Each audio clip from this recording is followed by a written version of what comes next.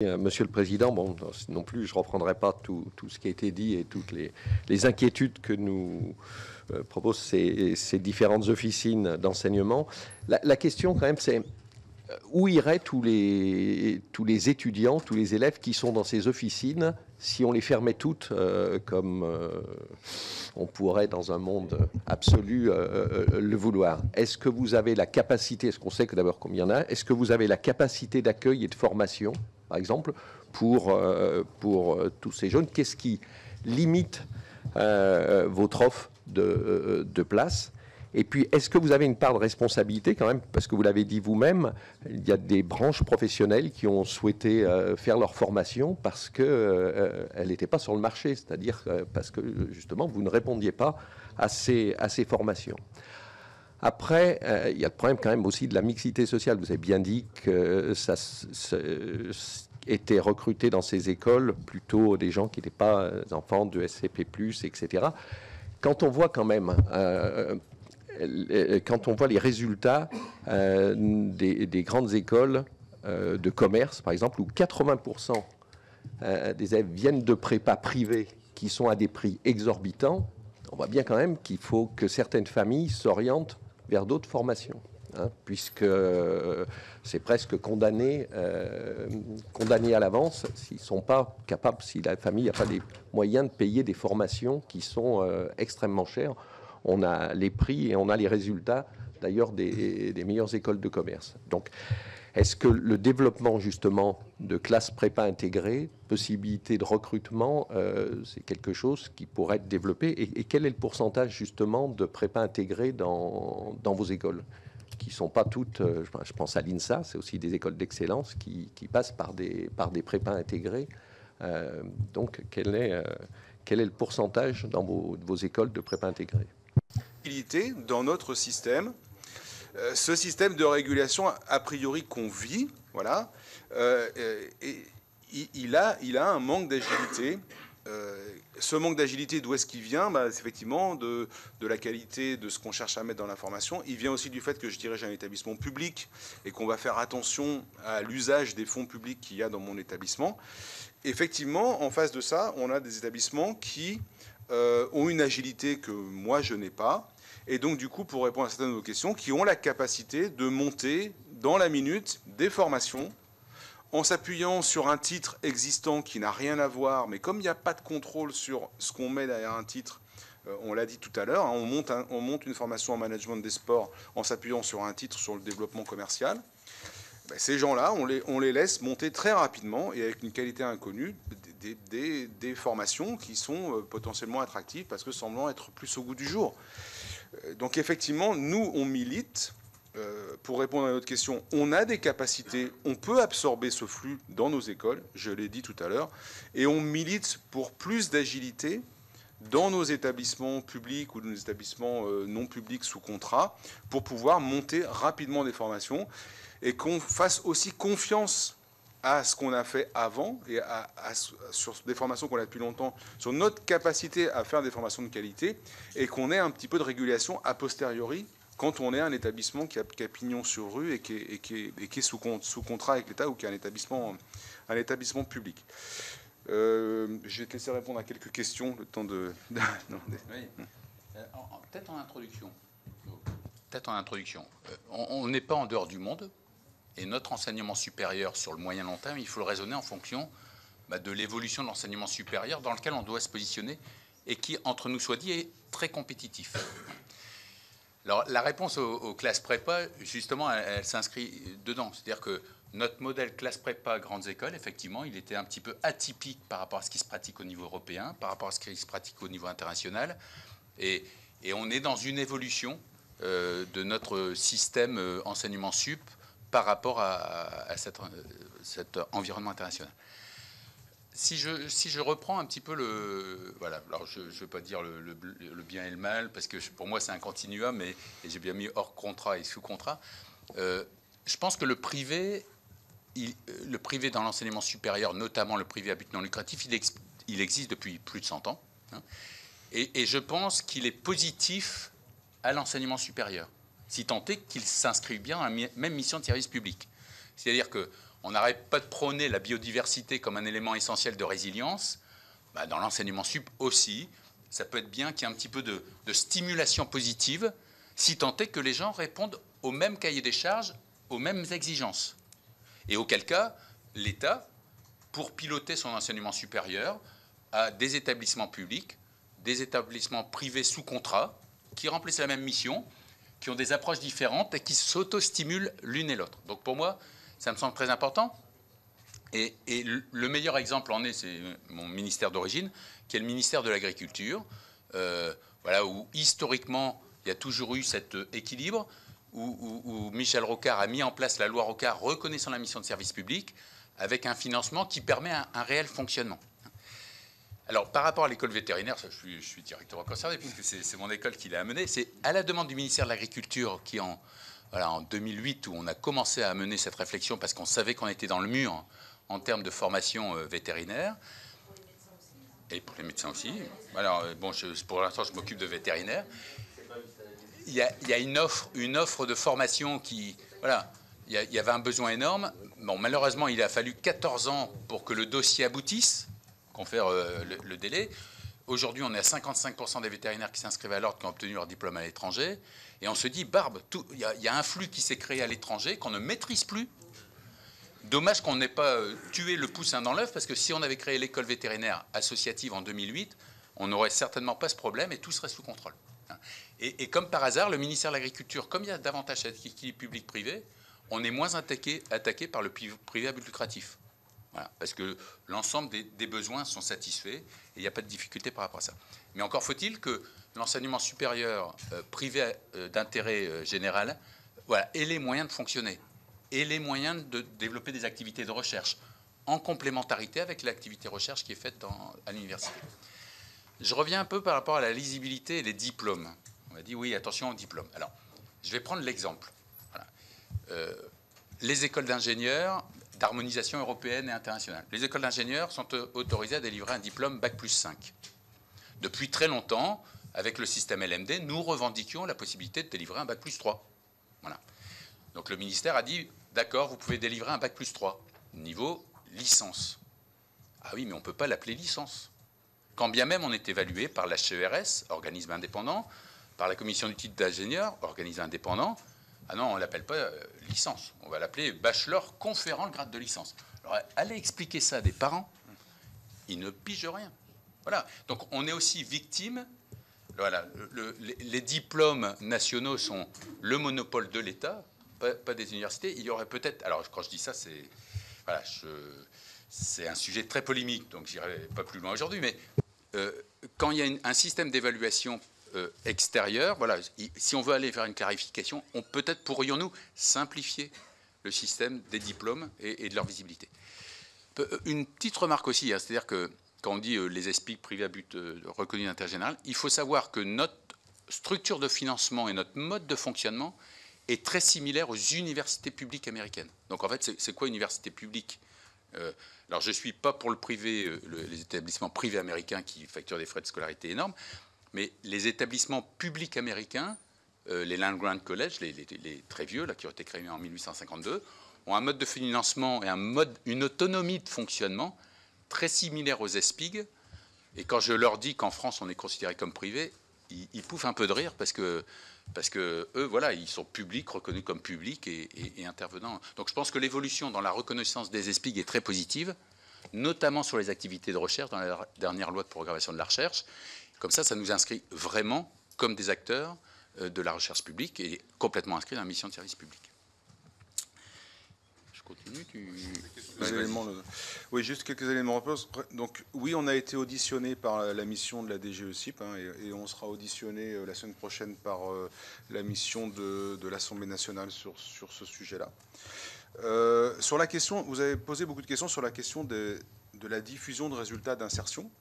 Alors, l'insertion professionnelle de nos étudiants fait partie des critères de nos accréditations. Donc, on a ces informations.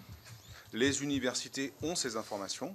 Nous, en particulier, alors c'est assez compliqué de capitaliser ces informations. Nous, la Conférence des grandes écoles, on aide les écoles en faisant une enquête insertion tous les ans depuis plus de 30 ans. Et on diffuse ces résultats. Donc, on a des données claires par les enquêtes qu'on fait sur les 3 dernières promotions, donc et qui montrent en particulier aujourd'hui le très fort attrait qu'il y a pour nos diplômés de la part des entreprises. Alors, sur la question de l'arroseur arrosé et de l'opposition université-grandes écoles, nous, moi, je dirige une école qui a le même statut qu'une université, donc je me sens quand même dans le champ de l'université. L'idée qu'on défend à la conférence des grandes écoles, c'est qu'il n'y a pas d'opposition entre les deux systèmes. On dit simplement qu'en France, on a des grands systèmes publics ouverts à tous, que sont la santé, l'éducation, ainsi de suite, et qu'il faut un système universitaire ouvert à tous pour traiter, pour former des jeunes pour ça. Et à côté, on a des entreprises privées qui ont un mode de fonctionnement différent. Et nous, nos organisations d'école est plus calquée sur cette organisation d'entreprises privées, sélectif à l'entrée, voilà. Et on dit qu'on a coexistence des deux systèmes avec des passerelles qui sont nombreuses. Ça, c'est un élément qu'on ne dit jamais assez concernant le traumatisme Parcoursup. Il y a différents modèles de formation dans l'enseignement supérieur aujourd'hui. Il y a des modèles très académiques à l'université. Il y a des modèles qui sont plus entre un mélange d'académique et de professionnel. Pour répondre à monsieur, oui, il y a des professionnels dans nos formations, mais il y a un équilibre entre académique et professionnel. Et on essaie d'être après à 50% d'académique, à 50% de professionnel en fonction des accréditations nécessaires. Il y a des formations qui sont très professionnalisantes, et c'est souvent le cas pour ça, et c'est très bien.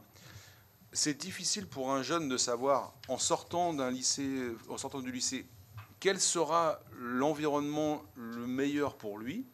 Mais on constate aujourd'hui qu'il y a des passerelles qui sont très nombreuses. Et on ne dit pas assez que quand on fait un choix en Parcoursup, on ne fait pas un choix pour toute la vie, que l'année prochaine, on peut changer et rebasculer avec une très grande réussite. Voilà. Donc nos systèmes, le fait qu'on soit en particulier sous contrat sous l'État, fait qu'il y a des passerelles importantes entre les différents systèmes. Et ça m'amène à la question de la recherche. Oui, c'est vrai, dans un champ très, très académique, très universitaire, c'est fondamental d'avoir une recherche, et en particulier une recherche très amont qui est fondamentale pour les évolutions de la société. Dans nos écoles, on fait aussi de la recherche très amont, mais on va chercher à s'intéresser justement à comment est-ce qu'on transfère vers les entreprises et comment est-ce qu'on crée de la valeur, comment est-ce qu'on crée de l'emploi via la recherche et l'innovation. Alors peut-être qu'effectivement, dans certaines filières très professionnalisantes du supérieur, il n'y a peut-être pas besoin de cet environnement de recherche, mais nous, on préfère le voir sur la question de à quoi ça sert pour les entreprises. On a récemment intégré à la conférence des grandes écoles des structures qui n'en faisaient pas partie, comme en particulier des écoles qui forment au métier de bouche, l'IF et puis Ferrandi. Ces écoles-là, diplôme à niveau Bac+3, elles forment quand même des gens qui seront des cadres, qui vont créer des entreprises, qui vont diriger des entreprises. Et ces écoles-là, ils font une recherche qui n'est peut-être pas publiante, mais ils font au moins de l'innovation et ils créent de l'innovation dans ces entreprises. Donc il y a sans doute des éléments, pas forcément au sens de recherche académique publiante nobélisable, mais au sens de innovation. Comment est-ce qu'on crée de la valeur, on continue à créer de la valeur, comment est-ce qu'on répond aux besoins de la société dans toutes sortes d'entreprises. Et ces éléments-là, il faut les prendre en compte dans l'environnement de formation de ces futurs cadres. Vas-y, je te repasse la parole. Oui, éventuellement, je reviendrai volontiers sur la dimension de cursus et recherche. Voilà, c'est vrai que la dimension de cursus, formation de base et possibilité d'évoluer, bon, ça, c'est ce que nous a amené là, un petit peu la réforme de l'enseignement supérieur au niveau européen, les crédits ECTS. Et ça me semble être quelque chose d'essentiel. Et les cursus aussi par rapport à des métiers, voilà, de pouvoir construire un parcours.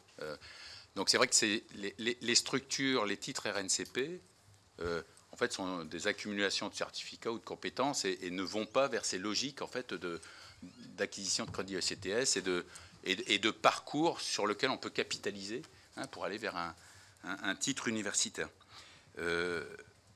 La dimension recherche, je pense que pour moi c'est vraiment un marqueur important de ce qu'est l'enseignement supérieur par rapport à de l'enseignement professionnel, qui est louable. Et je pense que dans les années qui viennent, avec tout ce qui va arriver, l'intelligence artificielle et tous ces éléments-là, en fait, c'est la recherche comme dynamique pour un secteur économique, mais la recherche aussi comme mode de formation. C'est la formation par la recherche, développer un esprit critique, avoir un regard sur ce qui nous entoure. Et je pense que nos futurs ingénieurs, nos futurs responsables en école de commerce, voilà, si on ne les initie pas à cet esprit critique qui est favorisé par la recherche, demain, on sera en grande difficulté et on se fera voilà, concurrencer par d'autres pays qui auront, eux, misé en fait, sur cette recherche et cette formation par la recherche qui, demain, sera essentielle. On n'est plus dans une logique de transmission de connaissances parce qu'il y a eu Internet et là, on va passer à l'intelligence artificielle et ces structures pourront faire des choses formidables en termes de transmission de connaissances. Par contre, la formation des personnes, leur capacité à évoluer, leur capacité à se poser des questions essentielles pour l'avenir. Donc, derrière ça, c'est quelle vision on a de notre enseignement supérieur dans les années qui viennent, alors que oui, on va entrer dans des zones de turbulence, et ça je le dis, hein, on est déjà entré. Turbulence liée effectivement à un secteur très compétitif, et compétitif aussi venant des États-Unis et tout ça, enfin, je veux dire, où il y a une financiarisation beaucoup plus précoce que chez nous, même si là-bas, il y a eu plutôt un feu de paille des structures privées à but lucratif, hein, et ça s'est rapidement éteint parce qu'en fait, il n'y avait pas de financement public. La différence chez nous, c'est qu'aujourd'hui, il y a un financement public qui fait que le privé à but lucratif ne risque pas... Enfin, le feu de paille risque de durer un peu plus longtemps. Ce sera peut-être un feu de bois, quoi. Hein. Donc, attention par rapport à ça, mais c'est quoi notre vision de l'enseignement supérieur demain?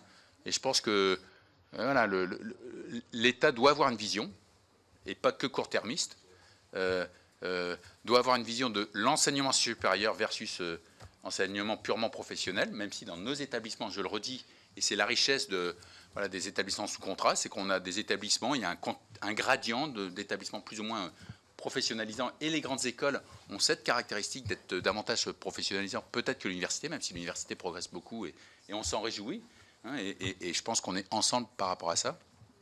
Donc voilà, importance d'avoir une vision de ce que doit être l'enseignement supérieur demain. Un élément sur l'orientation. Vous avez tout à fait raison.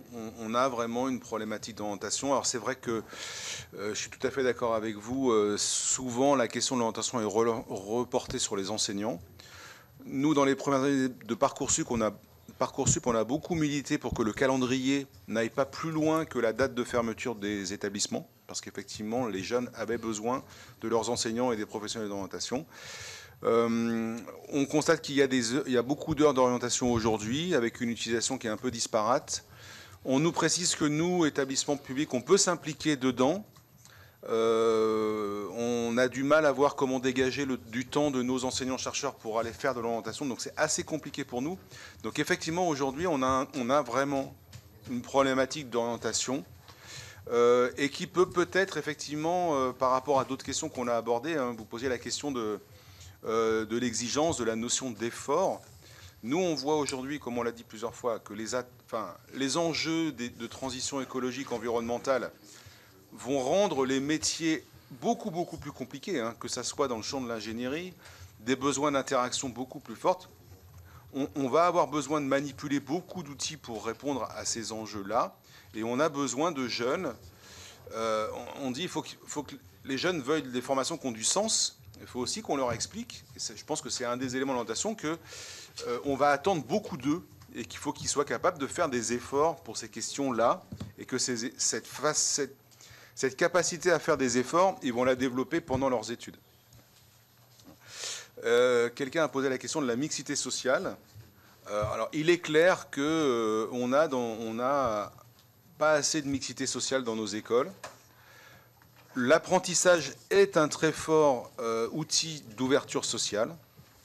Aujourd'hui, il n'y a aucune barrière technique ou financière pour qui que ce soit pour rejoindre n'importe laquelle de nos grandes écoles.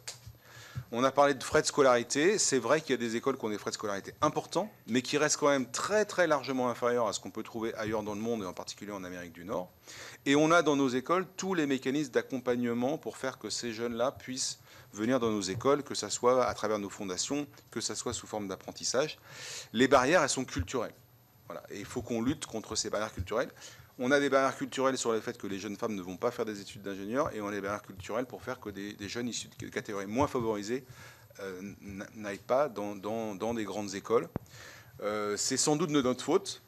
On y travaille. Toutes nos écoles ont placé des enjeux forts en termes de mixité sociale, en termes de diversité au sens extrêmement large du terme, mais on avance doucement et il y a des barrières culturelles.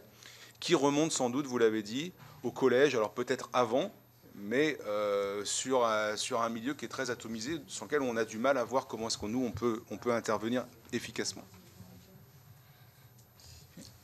Juste, je sais pas si j'ai encore peut-être un petit mot pour vous dire aussi par rapport à ce que je disais tout à l'heure sur la complémentarité publique et école associative, du mode de financement des écoles associatives qui peut, quelque part, à mon sens, est assez vertueux.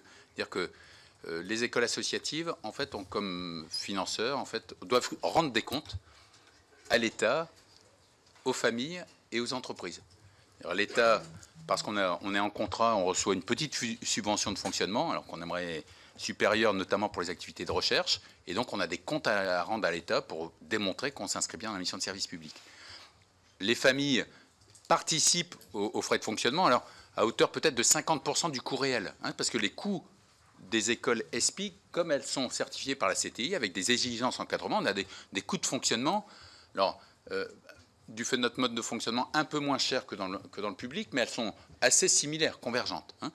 Les familles contribuent à hauteur peut-être de 50%, 60% des coûts réels. Donc on a des comptes à rendre aux familles et je trouve ça normal. Voilà. Et il nous manque, allez, 5-10%, c'est nos contrats de recherche qu'on a avec les entreprises.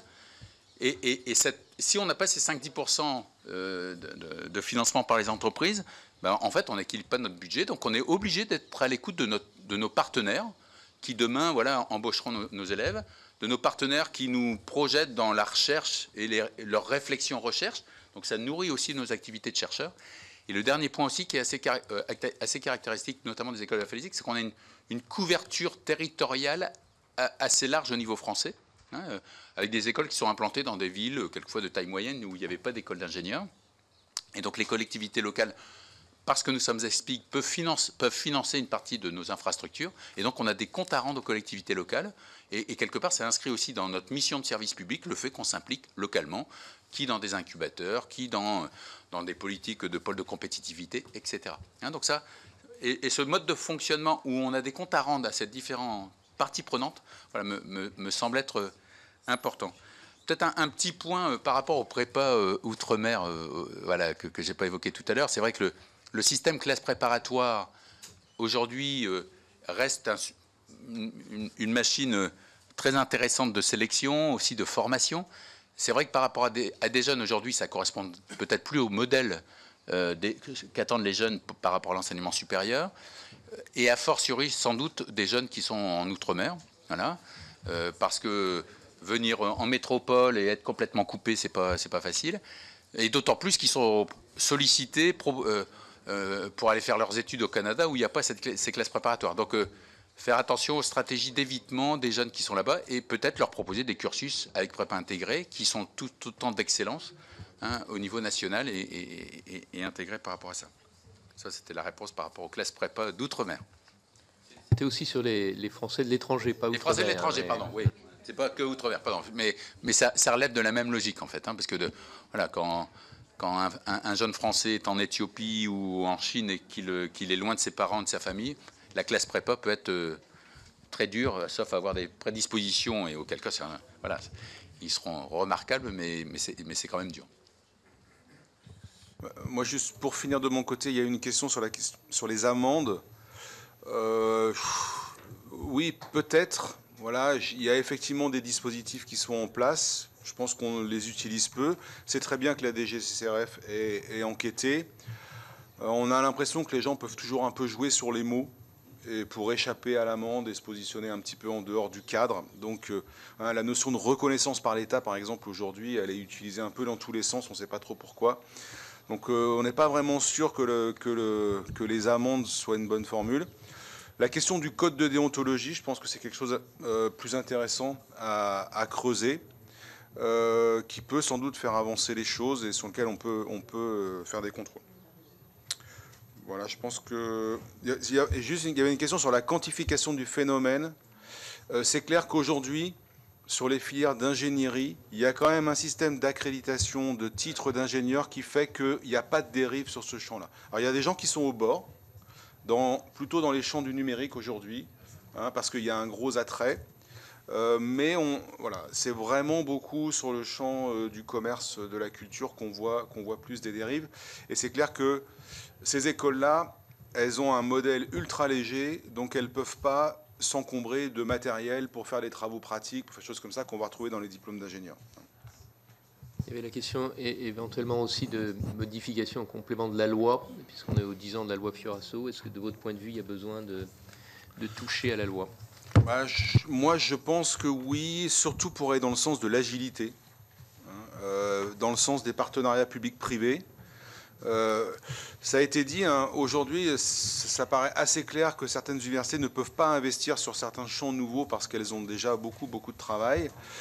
Peut-être qu'un adossement bien clair, surveillé avec une structure privée qui pourrait éventuellement investir. On voit qu'une banque comme BPI France investit dans certaines structures. Elle pourra investir dans les structures privées qui soient adossées à des établissements publics et de manière efficace. Donc il y a sans doute un travail à faire du côté de la loi. Et sachant que l'exemple de la loi existe au ministère de l'Agriculture avec la loi ROCA, on pourrait se dire effectivement l'étape suivante serait de garantir la mise en œuvre de cette mission de service public par les établissements qui s'inscrivent dans cette logique-là. Voilà, et peut-être réguler un petit peu plus tout ce qui est création des structures d'enseignement supérieur professionnel sur titre. Merci de vos